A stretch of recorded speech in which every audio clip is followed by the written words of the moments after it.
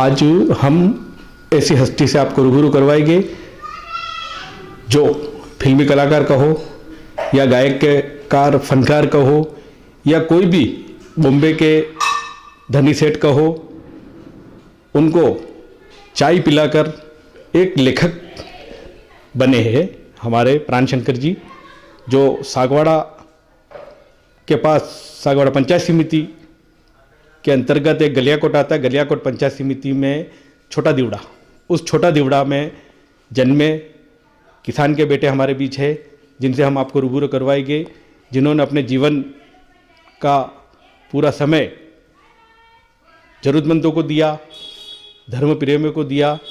ऐसे हमारे प्राणशंकर जी से हम रूबरू करवाएंगे। वैसा पहले तो एकता समाचार में स्वागत है।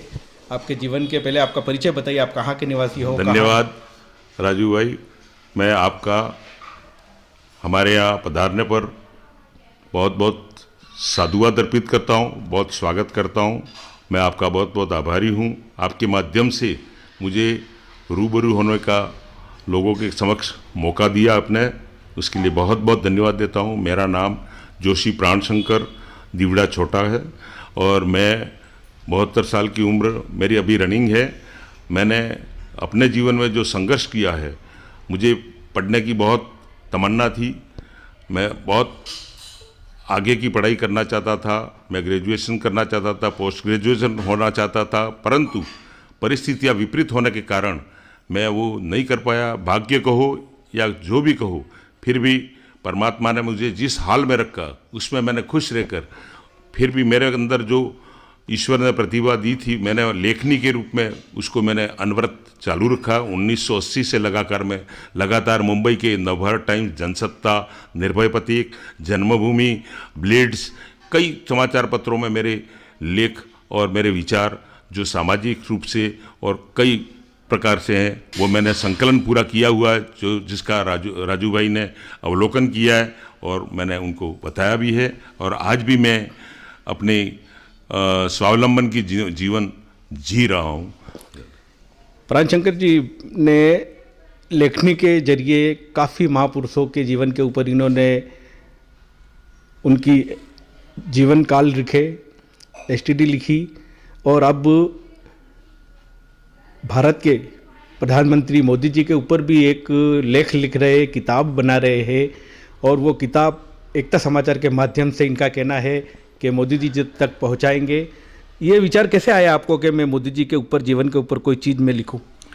मेरे दिमाग में विचार इसलिए आया, एक तो भारत के अंदर जो बदलती राजनीति है और नए भारत का जो उद्भव हो रहा है, मैंने 1970 से मैं देख रहा हूँ कि मैंने ये जो सरकारें भी देखी है, कई कुछ भी देखे, लेकिन अभी का जो भारत है और अभी जो भारत में जो परिवर्तन चल रहा है और एक नए भारत का उद्भव हुआ है, उस हिसाब से, और मेरे भारत का जो पूरे विश्व में अभी जो नाम हो रहा है और भारत जिस तरह से हर क्षेत्र में आगे बढ़ रहा है, तो मैंने सोचा कि क्यों ना मैं एक पुस्तक ऐसे प्रधानमंत्री के जीवन के ऊपर और प्रधानमंत्री के कार्यकाल के रूप में अपने उनको समर्पित करूं। तो मैं लेखनी मैंने अभी शुरू की है उनके बारे में जो लिखने को, और उनके माध्यम से मैं अपने बापू आशाराम जी को रिहाई के लिए भी गुजारिश कर रहा हूं। इसलिए ये मेरा हेतु है कि मेरी प्रार्थना वो जरूर स्वीकार करेंगे और मेरे गुरुदेव ससम्मान बाहर आएंगे। उस हेतु जो भी शक्य हो वो मानवता के नाते उनका सहयोग प्रदान करेंगे। मेरा जीवन बहुत संघर्ष में रहा है। 1969 में मैंने सागवाड़ा में मैथमेटिक्स टॉप की थी। उसके बाद में मैं मुंबई गया और मुंबई के अंदर मैंने अपने जीवन का जो संघर्ष काल था वो शुरू किया, और वहाँ मेरी एक हॉबी थी लेखनी की। तो उस लेखनी को मैंने अनवरत जारी रखा और मैंने अपने ईश्वर की कृपा से जो भी मैं स्वतः मेरे में जो होता था लेखनी का वो, तो मैंने वहाँ नवभारत टाइम्स, जनसत्ता, निर्भय प्रतीक, अपना ये जन्मभूमि, ऐसे कई दैनिक समाचारों के अंदर मेरी लेखनी के जो प्रमाण हैं वो आपको मैंने संकलन मैंने आपको बताया है, आपने उसको देखा भी है। और आज भी मैं लिखता हूँ, और कोई भी हो तो राष्ट्र के लिए लिखता हूँ, राष्ट्र के विकास के बारे में लिखता हूँ, धर्म के बारे में लिखता हूँ, जनहित के बारे में मेरी लेखनी हर हमेशा जारी ही रहती है। सर, हमें एक जानकारी मिली है कि आप जो है फिल्मी दुनिया में भी आपने काम किया, फिल्मी कलाकारों के साथ भी आप रहे और उनको चाय भी पिलाई आपने, चाय का जब आपका होटल था जब। जी सर, मैं 1980 से लगाकर मुंबई में जब था तो मुझे कोई ऐसा प्लेटफॉर्म नहीं मिला कि मैं पढ़ाई आगे कर पाऊँ, और मेरी पारिवारिक परिस्थितियाँ ऐसी थी कि मैं आगे चाह कर भी मैं पढ़ नहीं पाया। तो मैंने सोचा कि कुछ जीवन के अंदर, यहाँ मुंबई एक महानगरी है और यहाँ पर कुछ ऐसे अवसर हैं कि अपन कुछ कर सकते हैं। तो ये लेखनी का था, तो मैंने एक दो बार अपने चैम्बूर में आरके स्टूडियो है, वहाँ मैं गया हूँ, वहाँ मैंने काम भी किया है। उसके बाद मैं जो ओम प्रकाश जी हैं, जो हास्य कलाकार, उनके घर पे गया, उनके साथ उनकी फियाट कार में बैठकर रूप तारा स्टूडियो तक आया हूँ। मैंने कुछ निबंध या यूँ कहो कि उपन्यास के तौर पर कुछ लिखे थे। मैंने उसमें एक सामाजिक उपन्यास था मेरा, बहिष्कार करके, एक दूसरा उपन्यास था बिछोह भरा मिलन करके। मैंने उनको सुनाया पढ़कर, गाड़ी के अंदर फियाट कार में चैम्बूर से लगाकर दादर तक हमारा साथ रहा। तो उन्होंने उसको सराहा और उन्होंने मेरे को आश्वासन भी दिया कि उनके भाई साहब पाची करके हैं, उन्होंने धर्मेंद्र को लेकर इंटरनेशनल ग्रुप पिक्चर बनाई थी और उन्होंने कहा कि मैं आपको उनसे मिलवाऊंगा, लेकिन संयोग फिर बन नहीं पाया। फिर भी मैंने प्रयास अपना जारी रखा था। 1982 के अंदर चर्च गेट रेलवे स्टेशन के पास में एम्बेसडर होटल है, उसके पास में राजमहल बिल्डिंग है, उसमें मेरा एक छोटा सा चाय का कैंटीन था। तो उसमें वहाँ सामने ब्रेब्रॉन स्टेडियम है, वहाँ बड़े बड़े फिल्म कलाकार पधारे थे। वहाँ पर अमिताभ बच्चन जी, धर्मेंद्र जी, राजकुमार जी और विनोद खन्ना, ऐसे कई कलाकार वहाँ पधारे थे। तो अमजद खान भी पधारे थे। तो उनका एक आदमी एक चाय की केटली लेकर मेरे पास आया कि भाई ये चाय एक केटल में जो भर कर दे दो।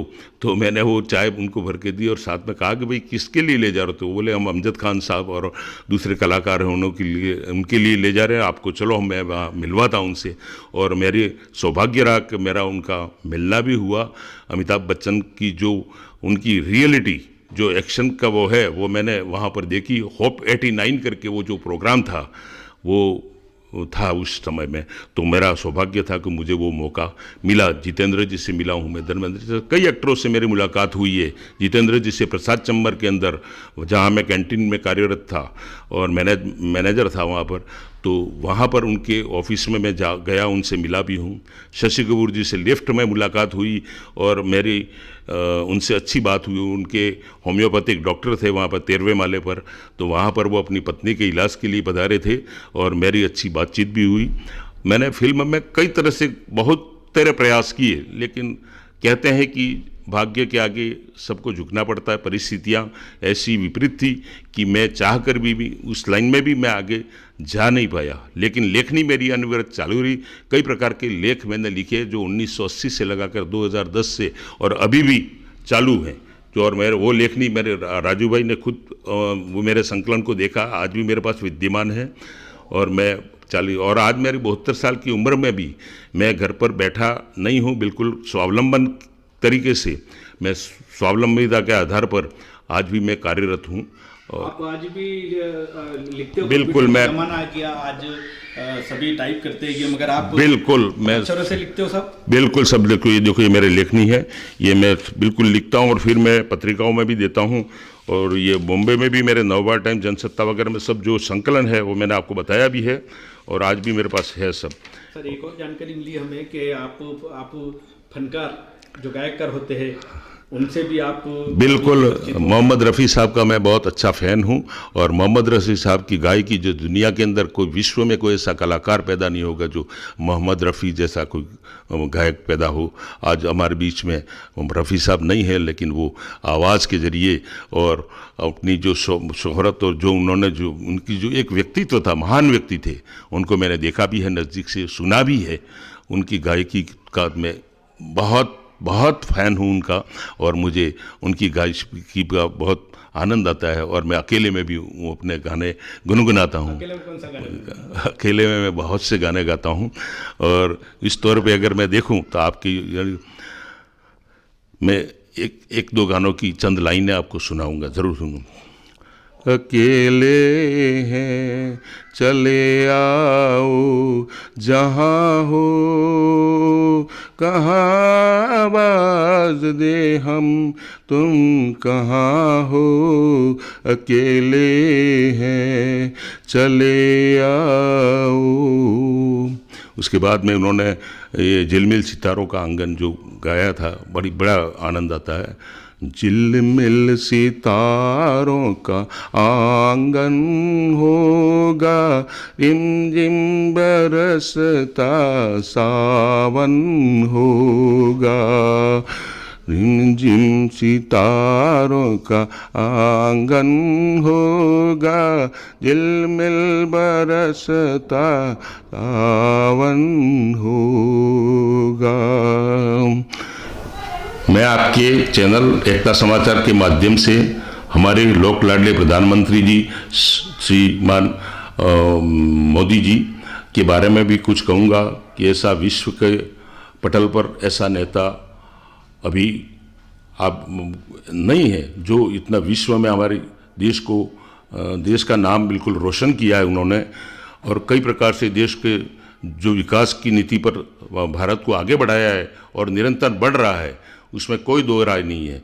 और भारत की जो राजनीति है उसमें उन्होंने जो बदलाव लाए हैं वो, और विकास की राजनीति के आगे, तो उसके बारे में मैं कुछ लिख भी रहा हूँ, अभी आपको मैंने बताया भी है, और मैं मोदी जी के जीवन के बारे में भी लिखूँगा, और उनकी आपके माध्यम से उन तक मैं पहुंचाने की पूर्ण कोशिश करूंगा। उनकी जो स्वच्छ राजनीति है और बदलते भारत की नई तस्वीर है, नए भारत की जो उन्होंने रूपरेखा जो सिंचित की और विकसित भारत का जो स्वप्न हमारे सामने प्रस्तुत किया, और वो दुनिया में बिल्कुल ये 2047 तक विकसित भारत जो हमारा बनेगा उसकी रूपरेखा निर्धारित हो चुकी है। वो मैं उस बारे में और मौजूदा राजनीति के बारे में मैं बिल्कुल कुछ लिख रहा हूँ, तो वो मैं आपके समाचार पत्र के माध्यम से और आपके चैनल के माध्यम से मैं मोदी जी तक पहुंचाने की पूर्ण कोशिश करूंगा।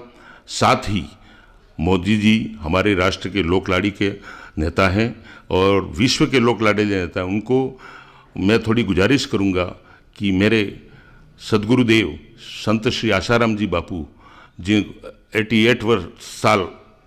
88 वर्ष की उम्र से ज़्यादा हो गए हैं और वयोवृद्ध हैं, उनका स्वास्थ्य भी निरंतर गिरता जा रहा है, स्वास्थ्य इतना ठीक नहीं है, तो वो आज निर्दोष होते हुए भी अदालतों का मैं सम्मान करता हूँ, तो अदालतों से भी, हमारे न्यायाधीशों से भी, हमारे प्रधानमंत्री जी से भी मेरी गुजारिश रहेगी कि हमारे गुरुदेव के जिनके सेवा कार्य आज 50 वर्षों से निरंतर पूर्ण भारत और देश विदेश में चल रहे हैं, तो उनके ऊपर थोड़ी जो भी हो न्याय उनको मिले और ससम्मान रिहा होकर हमारे बीच आएँ। तो ये मैं प्रधानमंत्री जी से निरंतर गुजारिश करूँगा कि मैं ज़रूर हमारे सदगुरुदेव को रिहाई हमारे बीच हो, और हमारे सारे भक्तों, आज 8 करोड़ से ज़्यादा बापूजी के साधक हैं, सबको खुशी हो और सबको न्याय मिले, ऐसी हमारा लोग की प्रार्थना है आपसे। और हमारा देश निरंतर जिस तरह से भी विकास की और चहुर्मुखी विकास हो रहा देश का, वो बढ़ता रहे, और भारत के लोगों को जो हमारा उज्जवल भविष्य दिख रहा है राष्ट्र का, वो निरंतर बना रहे। और मैं विपक्ष की भी, और भारत के अंदर लोकतंत्र में विपक्ष की मजबूती भी बहुत ज़रूरी है, तो विपक्ष से भी मेरा आग्रह है कि अब जिस प्रकार से संसद में ऊंची राजनीति हो रही है वो नहीं होनी चाहिए और हमारी संसद को निरंतर चलने देना चाहिए और जो भी हमारे विकास की जो मार्ग हैं उसको हमारे सरकार को सपोर्ट करना चाहिए उनको, और राष्ट्र को आगे विकास की ओर जाने में विपक्ष का भी बिल्कुल हाथ होना चाहिए और विपक्ष की राजनीति भी मजबूत होनी चाहिए, जिससे कि देश प्रजातंत्र के अंदर पक्ष और विपक्ष दोनों मजबूत होना हमारे लिए सकारात्मक है। बहुत बहुत धन्यवाद साहब।